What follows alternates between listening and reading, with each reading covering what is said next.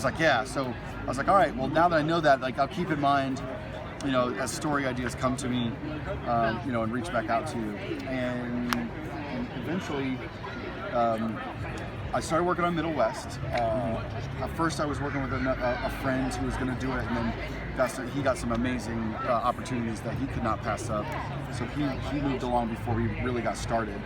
And then I was, and I didn't think Jorge would be able to do it because Jorge was already working on books. He was doing Big Trouble in Little China at the time, and I think he was doing 2 months, and Number One with a Bullet. He was doing 2. You guys are going to be late. Yeah, he was doing 2 books at a time, and but I reached out and asked him when those were going to be finished, and he said, and I pitched him the idea, and he was like, I'm in. And then he started doing sketches, and we kicked ideas back and forth visually.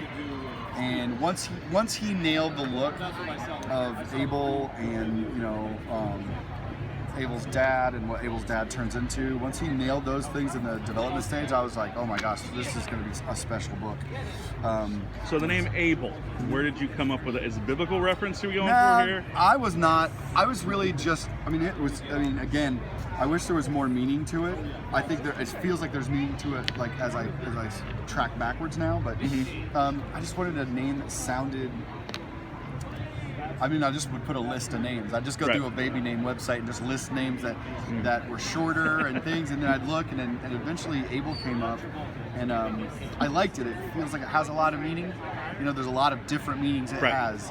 And well, there's also, you chose a different spelling for than, you know, like it's the. I feel like there's I think that it's both very hard and soft at the same time. So it's, you know, you are able to do something, and am I able to do something? It's telling you something, and it's asking you something in the same, and that's kind of Abel's journey. Is he's kind of, you had the different meanings, and you're just like, couldn't articulate them until I did it. Well, sometimes they're there, and then when you see it, you go, yeah, there is a thing here. There's something about that, the meaning of that kind of like fits the theme of the book, which is, you know, a coming of age stories, and pretty much everything about our coming of age is what we're able to do and what we're not able to do.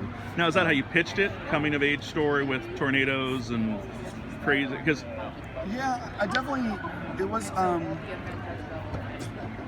can't remember exactly. I remember just saying it was going to be. I remember telling Eric that it was going to be, you know, like a quest story and a struggle in a relationship between a father and a son, and you know, it's going to be. I think we might have said that it was in that, you know, think of like old 80s kind of never-ending story Jim Henson movies mixed with, you know, a Miyazaki kind of flavor of storytelling, where there's it's kind of like a slightly magical realism, you know, or you might find a lot of this kind of stuff in Neil Gaiman's novels and things like that, where it's a real world, but it's kind of, there's something weird right below the surface. Right. So yeah, it was definitely like a coming of age. Labyrinth is another thing I think of in for sure, where it's like darker material. Yeah. Like I just felt like all the movies we grew up with kids just had a darker edge to them, you know. So yeah, that's kind of what I pitched there. So right now, the next arc will end with issue 12. Yep. Wait, is it 12? Yeah, 12. 12's the last one. Jorge is inking that already. He's so far ahead. We promised retailers that we would have issues 1 through 12 without a break. So we shipped issue 7 the same day as the trade. Yes. We didn't take any months off. We were never late. He is going to take 1 month off between the trades, so we will have issue, trade, and back to the issue, so just so he can catch up and take a little breather. But I've been so proud of the work that him and John and everybody at Image has done to support this book, and Nate Picos and Carrie on design. It's just been a pleasure to do this, and then, you know, to be telling kind of a personal story and have everybody connect with it is pretty great. Now, personal love for me, I love the giant hardcovers that particularly Image puts out. Right. And obviously you're doing the Fairyland number 2 is coming out, which I'm very thankful for, and I'm very eager to get a copy in your hands to sign. Awesome. When it comes out. But for Middle West, then, like, Monstrous is breaking away from that. They're actually doing the first 18 issues for the first hardcover. So you think in Middle West, you guys will probably... I feel like it probably will be what we will do, because that story is going to be the story that we're telling right now will be at 18, and to break that up into Well, Saga broke the mold by doing it basically like, this is where Brian K. Vaughan says the story ends. Right. This is what goes in the hardcover. Right, and that's kind of that's where I would like to do with this. And I mean, even when we talked with, even our Italian publisher, Michele and Caterina over at Bow, and when I pitched him the story when we first got it started, he also said, would you mind if, he talked about like the idea of like, instead of doing what we normally do is, doing volumes, maybe we could just wait till it's all done and put it together. And I don't know if that's what we're doing for sure there, but I would say for us it would be more fitting. It would make sense. That'd be such a beautiful hardcover. Yes, I agree. And nice. And obviously, now did Jorge do all the design work, or did you do some of it? No, Jorge did. I'm going to say 99.9999. So you had some initial sketches things you did? The only thing that I did a few times, I intentionally stayed away from art. I told him that I didn't want to be drawing because I didn't want him to feel influenced. I didn't want him to feel like I was stepping on it. I let Jorge and Jean work out all the, unless I see something that's just like wrong, I don't really give a lot of color notes because that's my taste and I want Jorge's taste to be forward. Right. So I'll let him go first before I would say anything. The only couple times, I think there was maybe twice, where when we were designing Abel, and this was just coming from regional stuff. Jorge's from Venezuela. Yeah. I'm from Illinois, right? So because of that, you have a little more background with it. I literally I just took one of his drawings, did a little draw over. That was it. So that was a year and a half, 2 years ago. Now, just recently, there's another thing that we needed to design for where we're on the story. And he was like, I don't know, and I was like, you know what, real quick, like this. And he was like, oh yes, and like, but that's great, right? Two artists like having fun together. But honestly, he has done everything from top to bottom. So even if you didn't get it most times right out of the gate, which he almost has every time, I've just went in with verbal notes and not try to give him any sort of direction on like, well, draw like me, or this is how I do it, because he's amazing and he doesn't need any of that from me.